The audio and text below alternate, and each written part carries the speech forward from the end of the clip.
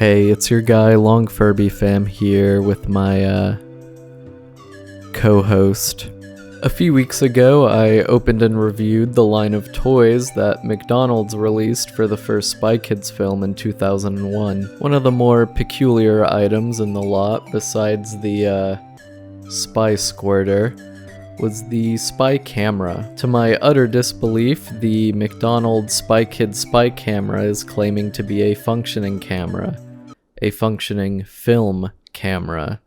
That's right, this tiny, cheap piece of plastic is claiming to be part of an industry that today is mainly reserved for art students, hipsters, and old people who can't get with the times. I happen to fall into all three of those categories. I didn't really think I was old until someone in my comments called me middle-aged. And that was the moment the child in me died, cemented on the internet. Today I'm going to figure out if this is actually a functioning film camera. But first, what even is film? At its simplest, film is a strip of thin plastic that's been treated with reactive chemicals. When these chemicals are exposed to light for very brief periods of time, they capture an impression of what that light is reflecting. Think of it like a footprint made by light itself. The film camera is a rather simple invention at its core. It's a light-proof box that, on command, opens a small hole to allow light in for fractions of a second. Today, film photography is considered a largely inaccessible format. Cameras and film are difficult to find and expensive, and photo labs are few and far between. But there was a time where film wasn't just the preferred medium, it was the only medium. Saying you did film photography wouldn't get you any points with the artsy kids. It was just called photography, and they'd think you were weird for complicating the name. Photolabs were abundant, and almost every pharmacy would develop your film in a day or less. There were even drive-up boxes where you could drop your film off to be developed without even talking to a human. Like Redbox, but where you make the movies. Film was prevalent through the 80s and 90s. Even though digital cameras were around by then, they were expensive and very low resolution compared to today. Major motion pictures were still all shot on film through most of the 2000s. In 2002, Star Wars: Attack of the Clones would be the first major release shot entirely on digital cameras. And yet, the final movie had to be transferred onto film in order for most cinemas to even be able to play it. Ironic. By the late 90s, film was beginning to decline. It would be a while before it was dead to the mass market, but the infrastructure and interest was rapidly disappearing, with digital cameras getting better and more accessible each year. And that brings us back to the present, by which I mean the year 2001. McDonald's gives away these cameras in their Happy Meals to kids. What kid in 2001 is going to know how to use this, or even want to? Film not included even. The camera uses the 110 format film, which is a lot smaller and lower resolution than the standard 35mm format. It was the mainstay for small toy cameras you'd give to kids back in the day, because kids wanted to take photos too but lacked the nuance to handle the bigger formats and cameras.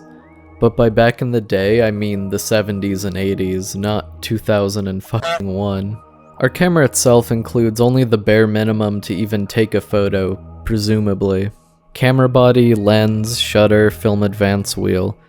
No aperture control, no focus control, no viewfinder, no flash, no light meter. It does say Spy Kids on it though, so people know you're spying on them. Camera obscura, more like camera obsolete.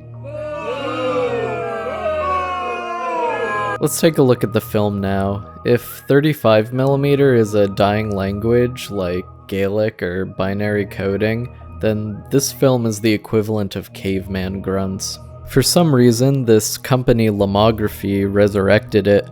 I've bought film from them before, and I generally liked the results. A lot of their products are based on older mediums, or are films that basically come in with built-in Instagram filters.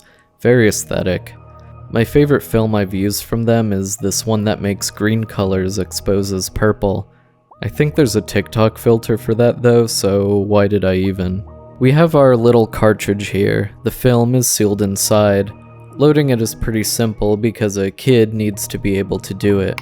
Basically, you just pop it in, turn the wheel, and you're ready to go. And our Spy Kids film camera from McDonald's is ready to go. Let's see how this one turns out. This is the Forest Lawn Cemetery in Glendale, California. I like to go here when I need a place to clear my head. It's a huge area with rolling fields, trees, statues, a museum, great architecture, and lots of dead famous people. On a nice sunny day like today, it's a perfect spot to get a variety of photos. Since there's no viewfinder, I can basically just one-hand it taking these photos. I can't see what I'm shooting anyway.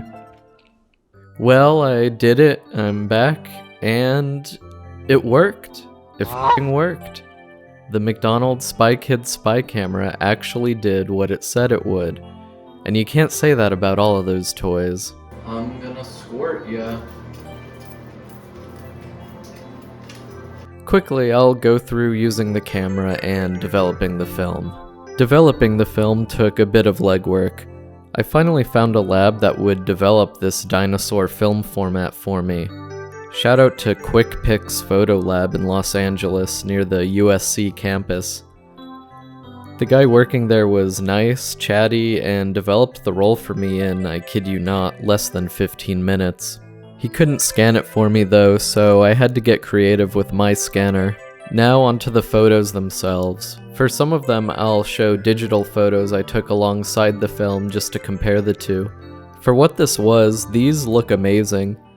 Keep in mind, this is long, outdated film being shot on a McDonald's toy. I'm surprised there was any image to look at, and some of the shots are almost in focus. I did a small amount of white balancing in Photoshop, but didn't bother with any in-depth color correction. Critiquing this film feels like if you were to make fun of a baby for not knowing geometry, but I'll go over some of the weaknesses anyway. The clarity is not good. The image is very grainy and faded. Barely anything looks like it's actually in focus. I have no idea what the depth of field of this camera lens actually was, and I doubt McDonald's did either. But let's go over the positives. For one, the camera actually worked. I can't say enough how shocked and delighted I was. The resolution of the images is actually pretty good if you compare it to your average Polaroid or Instax camera. The film's colors are also much more vibrant than either of the aforementioned. Operating the camera could not have been simpler, and for a toy, it's pretty sturdy. This might be the best McDonald's toy ever made, I'm not kidding about that. For the price of a Happy Meal, you get a functioning film camera that can deliver pretty impressive results. Film photography today has a high price of admission and is much less accessible to work with. A lot of people are barred from entry into a great medium simply because the cost is too high or there's no infrastructure to supply and process the craft. But what if it didn't have to be that way? What if I told you that you could get your own film camera for just a few dollars? That's what I have right here. I really think this is the greatest thing McDonald's has done in decades, possibly ever. They've provided the mass market with an inexpensive and reliable tool with which you can bring more art into the world. And that's all for now. I'll see you next time.